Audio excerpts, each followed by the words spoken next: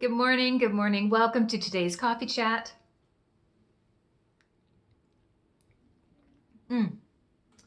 Well, today I'm going to be talking about a new food that I find in the grocery store. Well, in the market, I should say. Whoa, almost dropped it. If you love bread, if you have gluten sensitivity or IBS, you're definitely going to want to stay tuned for this video. But before I get in there, I want to encourage you to hit the subscription button, the little notification bell, because each week I share with you a video and I want you to reap the benefit of my 24 years of nutrition experience. Each week I talk about the science of nutrition, the psychology of our food choices, behavior change, as well as new foods in the market that I'm loving, and cookbook reviews. Everything you need from the practical to the mindset stuff so that you adopt healthy habits that actually stick. So with that out of the way, it's time to get into the review of this bread. Oh, I wish there was like smell-o-vision here because this smells delicious.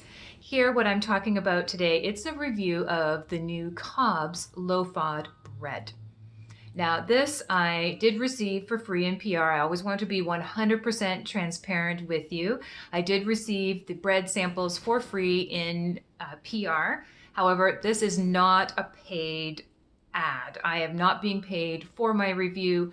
Whenever a company reaches out to ask me to do a review, I always let them know that A, there's no guarantee that I'm doing a review, that I will do it on social media, and B, that I only do positive reviews. There is so much fear-mongering, negativity, negative judgment around food and nutrition in social media. I am not going to contribute to that. I refuse.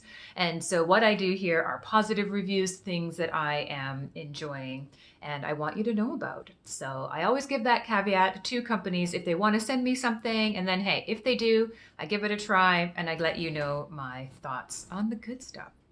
So today, this is a review of the new low FOD bread from Cobs.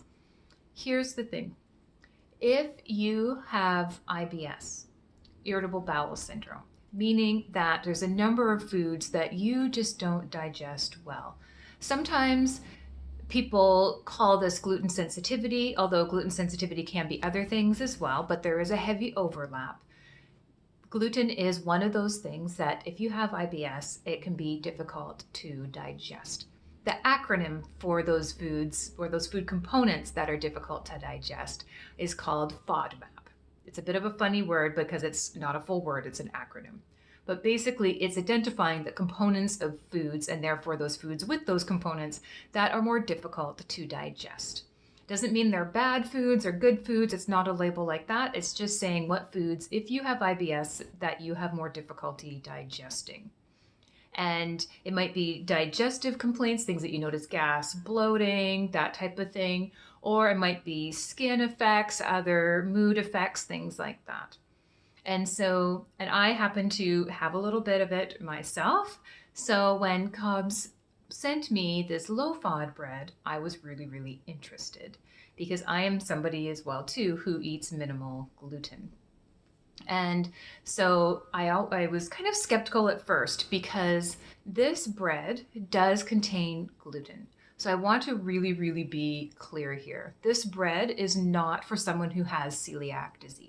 So if you have celiac disease, this is not a bread for you. It does contain wheat. It does contain gluten. This is a bread option for people who have more of a sensitivity to gluten or who have IBS. So that I want to be like really, really crystal clear here because I can see how that may get confused. So what they do here is that they use the wheat and they do an extra processing step to lower the FODMAP in it, hence why it's called the low FOD bread. They've lowered the FODMAP rating for the bread, the gluten in that bread, the wheat that they use. And so that's why I was skeptical. I was like, sounds a little bit kind of hokey. However, when I looked into it, I saw that this bread has been third-party certified as being low FODMAP.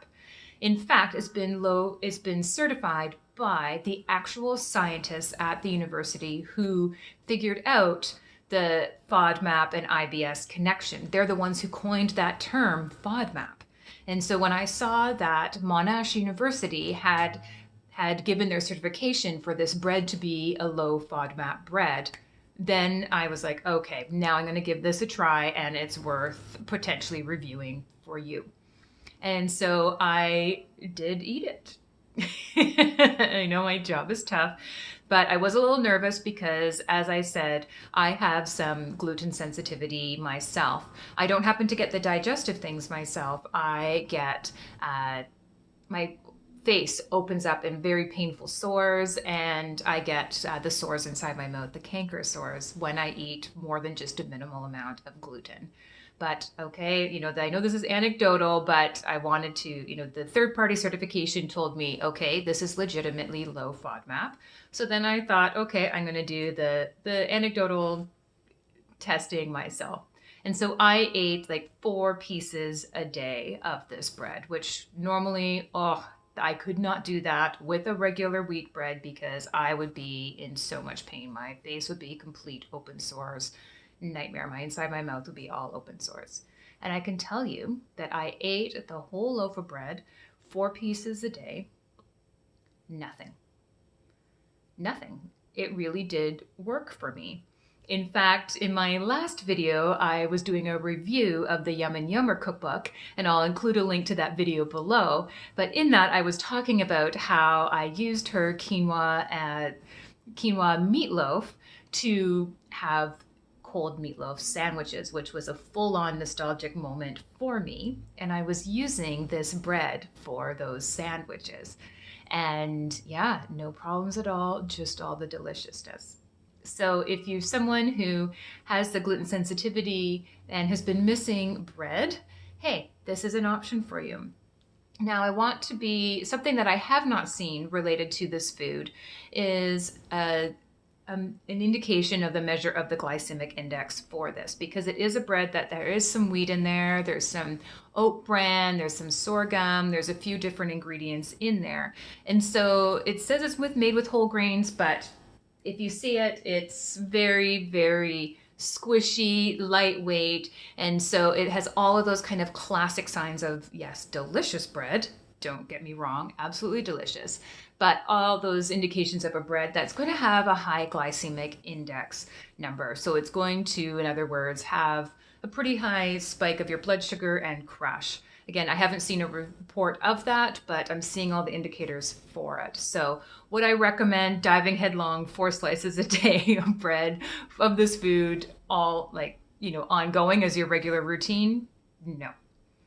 But does it bring back some of the joy of bread for those of us who have been avoiding it or who've been doing the gluten-free breads, some of which are excellent, many of which are not worth eating. We thankfully here in Victoria have a beautiful, delicious gluten-free bakery that is dedicated gluten-free, appropriate for people with celiac disease, and so I buy bread occasionally there. However, pretty much in my day-to-day life, I'd given up bread, and so I really enjoyed being able to have this opportunity to have some bread again. However, with that, wanting to have steady blood sugar, not wanting to have the spikes and the crashes and then the cravings and the shakiness and that from being on the blood sugar roller coaster, I always want people to be having lower glycemic index foods. So I have a suspicion this is going to be a bit of a higher glycemic index food. And so I would say more of a sometimes food than an everyday, which is why I was pretty happy to see that Cobs is making this low FOD bread and not just the full-size loaf, but also this mini loaf. They have a little bit smaller one. So I quite liked that because if you do have a hankering for some bread, maybe you're making some meatloaf and you want some meatloaf sandwiches the next morning, that type of thing, you can get the little mini loaf and have a few slices, but it's not going to necessarily be your everyday staple food again. So it brings back kind of that joy, it brings back the opportunity to have some bread on occasion for those of us who have some gluten sensitivity, some IBS. So for that, I think it's a really innovative product and I wanted to bring that review to your attention. So if you liked today's video, give it a thumbs up, let me know, and have a great week. Have a great week, and I'll see you back here next Thursday morning.